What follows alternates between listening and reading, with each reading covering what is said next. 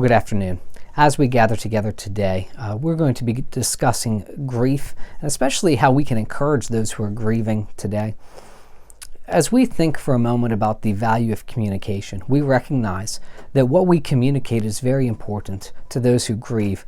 We can be agents of healing for them. We could be people who show the love of Jesus Christ and can help somebody travel along that long path of healing as they grieve the passing of a loved one. We recognize that communication has two forms. There are verbal forms of communication and nonverbal forms of communication. And I do want to stress for a moment the value of nonverbal forms of communication as we are encouraging those who grieve.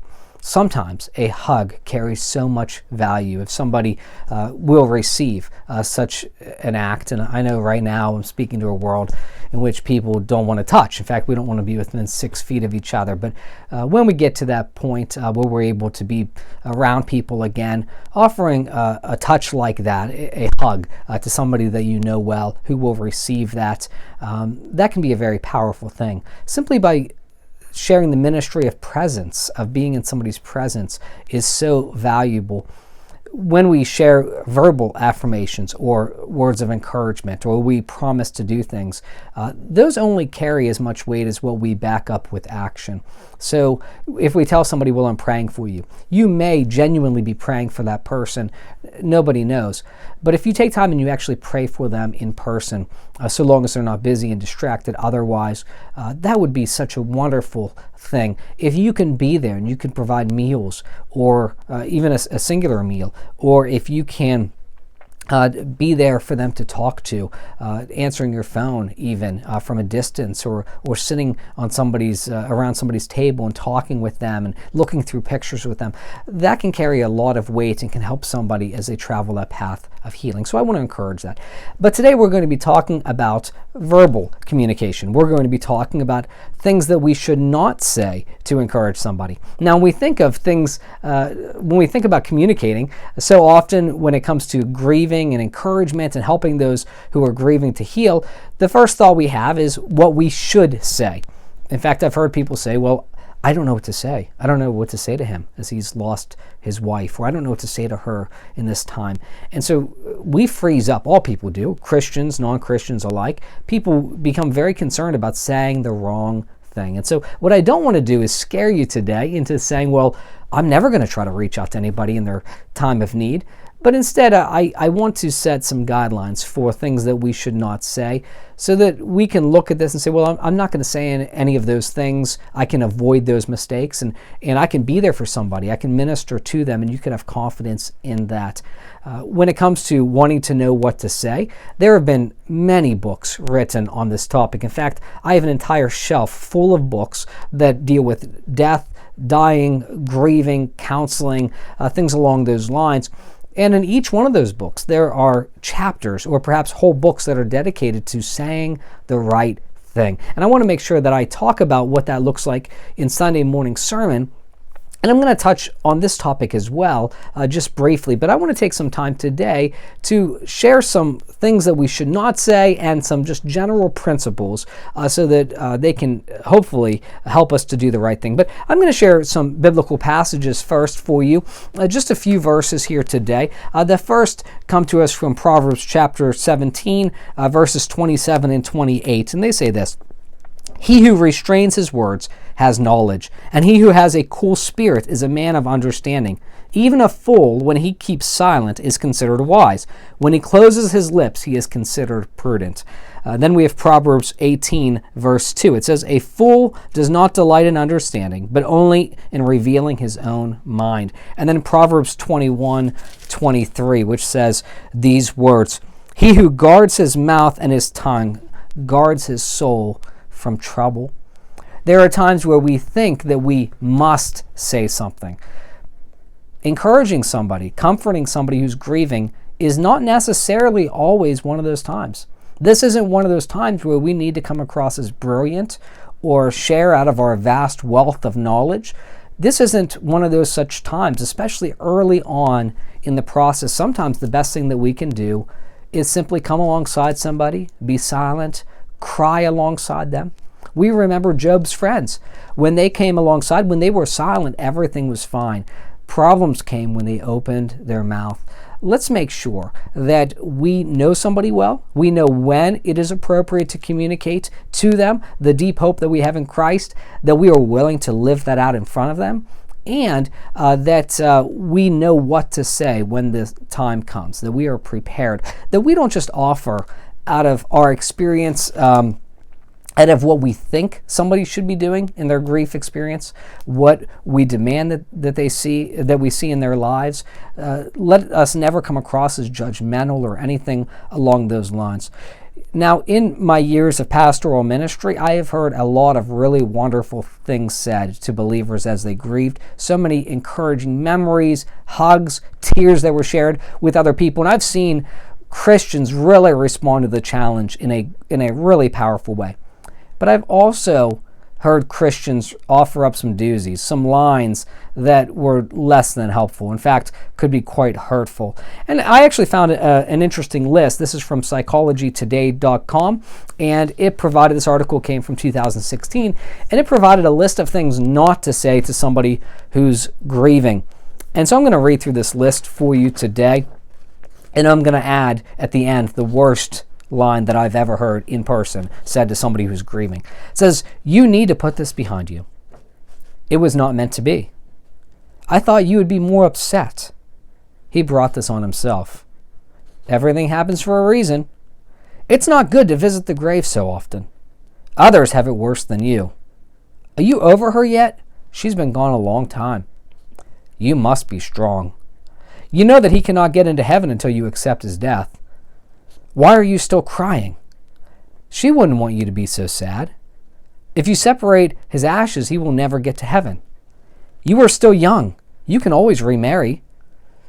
You never really got to know the baby." That one's hard to even read, to be honest. At least I'm not going to read that one. "God wanted him more than you. Heaven needed another angel. God will never give you more than you can handle. I know just how you feel. Don't let the children see your sadness." And this is another really awful one. "You do have other children." Lines like these, as we read them, we wonder, how could somebody say something like any of those and think that they are being encouraging? But people do. And I fear that too often people don't think through what they're saying. They don't consider the theological depth of what they're communicating either. As Christians, we need to be theologically serious. When we die, we do not become angels. Nobody gains their wings when they die. Heaven has not gained another angel. You're still a person. You go into the presence of the Lord. We know that somebody who's cremated, for instance, that idea, if you separate his ashes, he will not get to heaven. We know that if you die and the Lord should tarry for another couple hundred years, 1,000 years, you will be ashes anyways. There's nothing that hinders the Lord. He spoke everything into existence. So whether somebody's cremated or not, or what happens with their ashes, that in no way limits God's ability to raise them up at the last day, that their body. So that's not a hindrance to God. Any of these sorts of things that convey false truth about God's nature should really concern us. That idea, God will never give you more than you can handle, that is not scriptural. In fact, there are times where we are given significantly more than we can handle. It's in those times that we turn to God and we rely on Him to carry us through. So we need to make sure that we recognize these sorts of things. And as I said, I would share the worst one that I've ever heard. And it was actually one that was on this list, but I actually heard somebody say it. It's one thing to hear these cliches. It's another thing to hear it. I was standing in line of a funeral service there during, visitation hours next to a widow who had unexpectedly lost her husband. And somebody came through and said, "Well, at least you're young enough to remarry." What? Like somebody thought they were offering encouragement, like that was going to bring peace and healing? How would that bring healing in that moment? At a funeral service, somebody's still trying to process the fact that they've lost a loved one. They're still trying to process that, let alone thinking about, well, my life's going to be okay down the road, and this is why. That's not just that's just not helpful. It's actually very hurtful, and that can draw a division between you and somebody who's grieving, and it could really even affect their view of God, believe that or not. If somebody looks at you as a follower of Christ, and I hope that they do, then they wonder why do Christians react the way that they do? Why are they not more helpful? So as Christians, it's important that we understand that there are some things we should not say, but I'm going to give you a general guideline, a series of guidelines for you to follow when you're considering offering words of encouragement. I want to offer a heading, and that is there's a problem if. There's a problem if, and I'm going to give you 6 things in which there would be a problem if you say these things or say things without acting first. And here are these things. 1, you are not communicating what God is like. There's a problem. And there's a problem because when we as Christians, when we are agents of reconciliation, that is what we are by nature. We are image bearers of God. We are Christians. We should, Dr. David Jeremiah, in our book we've been reading, he describes Christians as little Christs. That's the way people see us. They want to see Christ in us and at work in us. And so we should be conveying the truth of what he is like. Is God compassionate? Is he serious? Is he hopeful? Does he condemn somebody or judge them in their times where they're wrestling with deep emotions? Well, of course not. God is always loving and encouraging, and he's hopeful.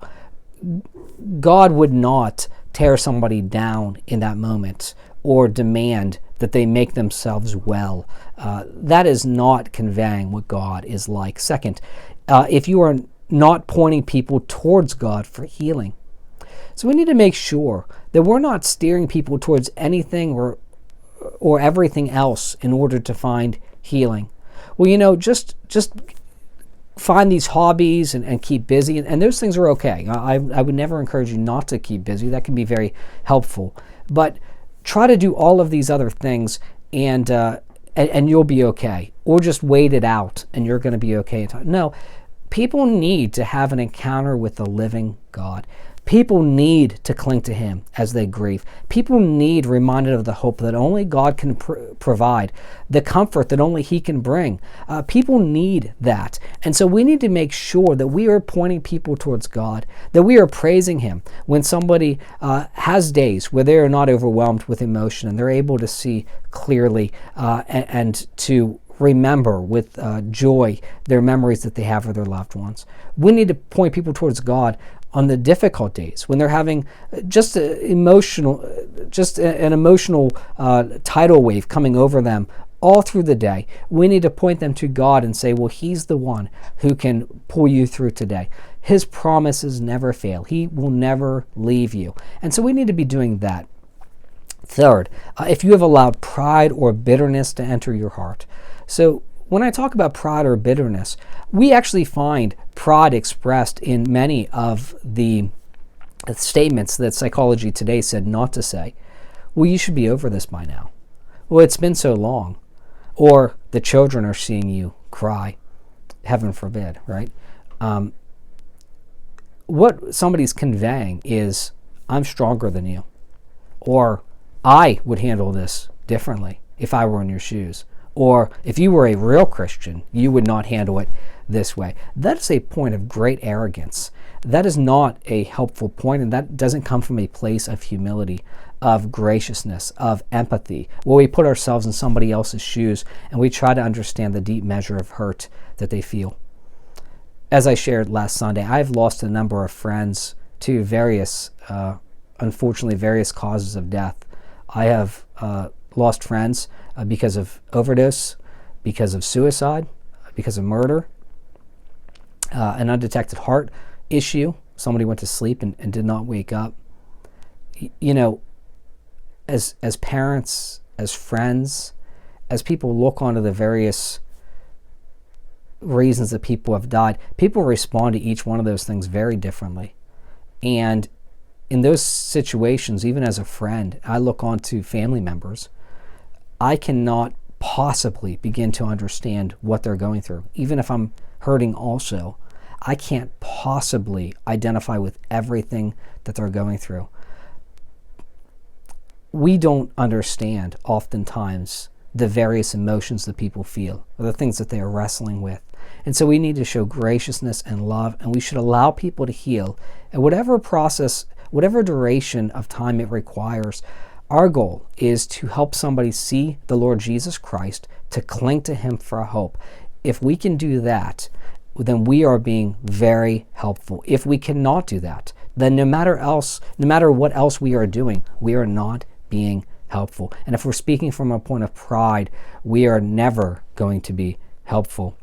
That same article from Psychology Today says this: the common denominator of the above comments, that list I had read off, is that they are judgmental and controlling. Making such comments through our own discomfort, we try to minimize and fix the grief, but only manage to make it worse. Some reading this post have probably made some of the above comments, not realizing that they might have been hurtful. So we need to recognize that. Fourth, we should never try to offer deep words of encouragement in the beginning moments of somebody's grief, especially if you do not have the depth of relationship that allows you to communicate truth.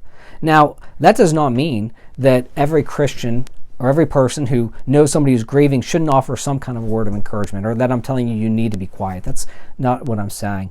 But I'm saying that if somebody has gone through a sudden grieving process, they've lost a husband or a wife or a son or a daughter, a close friend, in that moment, if you don't know them very well and you try to give them guidance on what they should be doing, they're not going to receive that very readily. If they haven't seen you loving them throughout their life, if they don't have a depth of relationship that allows truth to be communicated, they are not going to respond in a positive way to that. I had a college professor who would say that trust is the tunnel through which truth can flow. And there's a lot of truth to that. Somebody has to trust you in order for your words to be beneficial. Now, every Christian, no matter how well we know somebody or not, we can say, I'm sorry for your loss. I'm praying for you. We can pray with somebody. I'm sorry for what you're going through. We can offer words like that, and that's enough.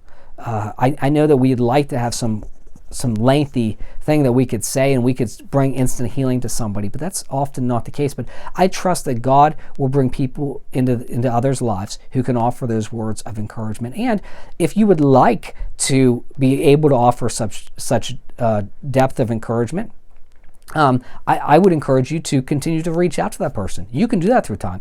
If you ever need anything, let me know. You can call them periodically and say, I want to pray for you. Or is there anything that you need? Allow them to communicate. And maybe somebody feels comfortable with you and they begin to open up and they ask you for your input, and that would be fine. There is one caveat to this, and that is that somebody who has experienced a similar grief to somebody else might be able to communicate more than somebody who has not, even if you do not have a depth of relationship otherwise. So a widow might be able to speak to another widow that she does not know very well with truth, drawing on her own experiences, and there might be weight to that. That might be welcomed even because you have already walked through that. And so I do recognize that today. Fifth, you aren't considerate of somebody's hurt. If you aren't being considerate of someone's hurt, then do not offer any encouragement. Actually, it's not just encouragement. Don't try to reach out to them at all. There are times where we think, well, as long as somebody's busy, they're going to be okay, so I'll just pile on some things to help distract them. That's not always helpful. When my grandmother passed last June, the day that she was buried, I got a call from somebody who was having a minor problem, and I mean that objectively, not just from my experience. It was a very minor. It wasn't a personal problem at all. It was something very minor, and so I got this call wanting me to fix this or speak into this situation. But it was the day I was burying my grandmother. So I have to be very honest here and just kind of reveal my humanity. And maybe this isn't the right attitude to have, but I'm just saying what I felt. My first thought was, why would I care about that right now? What does that mean to me right now? In that moment of hurt, I was in need of encouragement and comfort. And so when it came to speaking to somebody else and addressing a topic, especially something that was very minor, I was not emotionally available to do that at that moment. Just wasn't. Now we could say, well, Pastor, you should have been. You should have. But I wasn't. And I trust that most are not either in that moment. And so we need to be cautious about the kinds of things that we bring up to people, the kinds of conversations that we do. When somebody's grieving and we think, well, I'm just going to talk about this to them, or I'm going to vent about my problems to this person. That doesn't do any good. Even if we're venting about our own grief, we've recently lost somebody, we're venting about, that might not be what they need to hear right then. They might not be able to process that. In fact, it might be just overwhelming for them. We need to be very careful that we are being considerate of the fact that somebody's grieving, and they need to be allowed to grieve. They need to be allowed to hurt. They need to be allowed to not be confronted with all kinds of other things. I have a good friend who recently lost a loved one. And this individual called me, reached out to me to talk about various things. And I got to be honest, would like to talk to me about some various things that are going on with one of my son's health, for instance.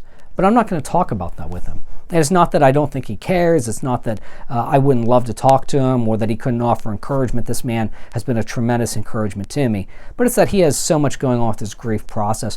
I am not going to overwhelm him with that. We need to be able to restrain ourselves to not bring up conversations that are not helpful with somebody, to allow somebody the space and the time they need to grieve, to hurt. And we need to do that in a loving way, with the desire, again, to communicate what God is like and to point them towards God. And finally today, if you haven't taken time to consider the impact of your words or the root from which you draw that encouragement. So if you are not going to take time to think through what you're saying, if you just say the same thing to everybody who grieves, if you just say the first thing that comes out of your mouth, this would not be a good time to try to offer words to somebody who's hurting.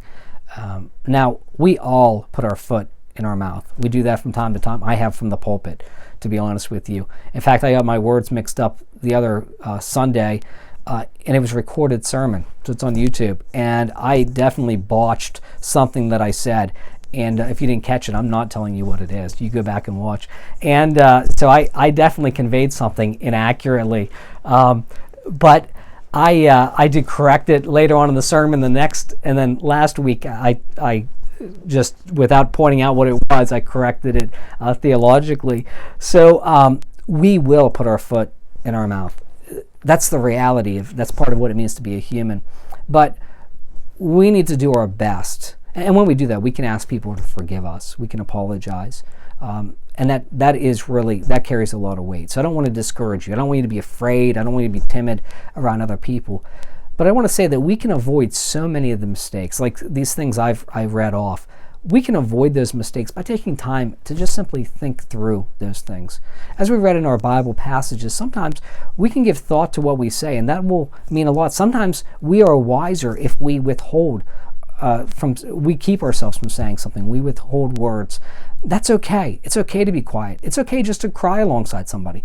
It's okay if they will receive it, to give them a hug. It's okay to pray with somebody. It's okay to speak truth to somebody from the Word of God, especially if you've thought through what you're going to say and you've considered the possible ramifications of it. I want to encourage you today to be people of the book, people of the Bible, who exemplify God's character, who speak His truth, and who do so from motives that are pure. If we do those things, I believe that God can use you powerfully to minister to somebody else.